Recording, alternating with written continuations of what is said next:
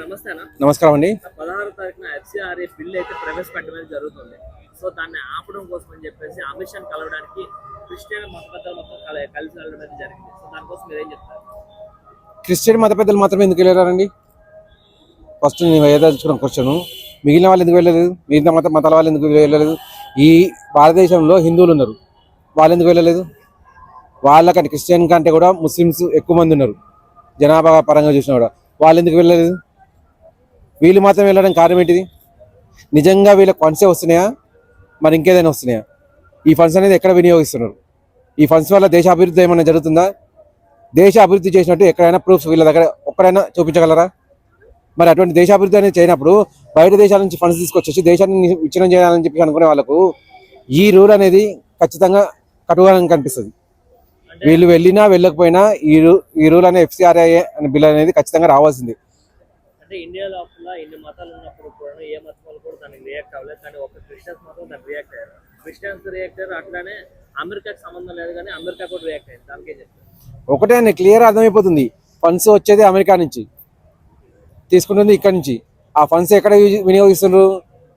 భారతదేశాన్ని విచ్ఛిన్నం చేయడానికి. భారతదేశంలో హిందువులు అనే వాళ్ళని మత మార్పిడి చేయాలి, ఏ రకంగానైనా భారతదేశాన్ని విచ్ఛిన్నం చేయాలని చెప్పి. ఫస్ట్ ఆఫ్ ఆల్ మనకు రాజ్యాంగంలో ఒకటే ఉంది, మత మార్పిడి అనేది చట్టవిరుద్ధం అని చెప్పేసి. ఆ మత మార్పిడి చట్టవిరుద్ధం అని చెప్పేసినప్పుడు చట్టవిరుద్ధంగా ఈ ఫండ్స్ వస్తున్నాయంటే కూడా ఇది కూడా చట్టవిరుద్ధమే. ఈ పని చేస్తుంది ఇటు క్రిస్టియన్స్ అటు ముస్లిమ్స్. ఈవెన్ ముస్లిమ్స్ కూడా ఇక్కడ ఆగిపోయారు. వాళ్ళు క్లియర్గా అర్థమైపోతుంది. పొరపాటున మనం పోయి అడిగితే ఖచ్చితంగా మనం మత మార్పిడి చేస్తున్నట్టు ఒప్పుకున్నట్టు అవుతుందని చెప్పేసి. వాళ్ళకున్న తెలివి కూడా వీళ్ళకి లేదనంటే వీళ్ళు ఎంత నికృష్టలో అర్థమైపోతుంది.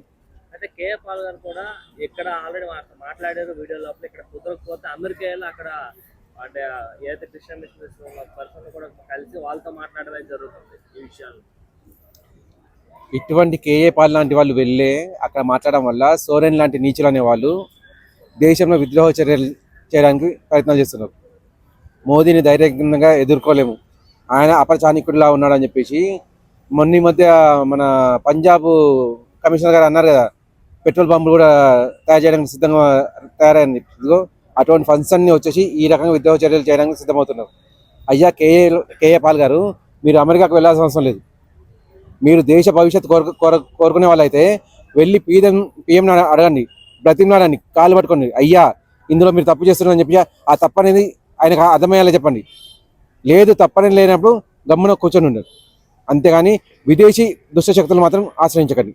Thank you.